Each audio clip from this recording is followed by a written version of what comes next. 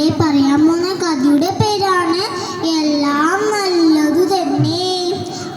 പണ്ടൊരു രാജാവ് ഉണ്ടായിരുന്നു. രാജാവിന് ബുദ്ധിമാനായൊരു മന്ത്രിയും ഉണ്ടായിരുന്നു. രാജാവിന് നായാട്ട് വളരെ ഇഷ്ടമായിരുന്നു.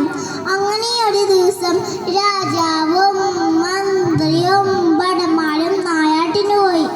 ഒരു അപകടത്തിൽപ്പെട്ട് രാജാവിന്റെ കൈമുറിഞ്ഞ് ചോര വരാൻ തുടങ്ങി. അപ്പോൾ മന്ത്രി പറഞ്ഞു, അതും നല്ലത് തന്നെ.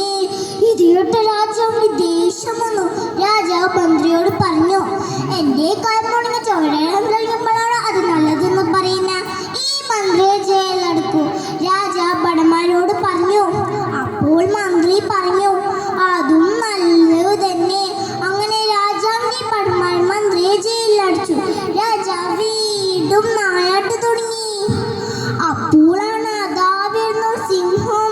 അതുകൊണ്ട് രാജാവിന്റെ ഭടന്മാർ ഓടി മരത്തുമ്മൽ കയറി. പാവം രാജാവ് പേടിച്ച് ബോധം കെട്ട് വീണു. സിംഹം രാജാവിന്റെ അടുത്തേക്ക് വന്നു.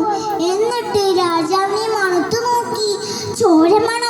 ചോരമണമുളർച്ച സിംഹത്തിന് ഇഷ്ടമേയല്ല. സിംഹം രാജാവിനെ കടിക്കാതെ നടന്നു പോയി. അപ്പോഴാണ് രാജാവിന് മനസ്സിലായത്, എന്റെ കൈമ ചോര വന്നില്ലെങ്കിൽ ആ സിംഹം എന്നെ തിന്നുമായിരുന്നു.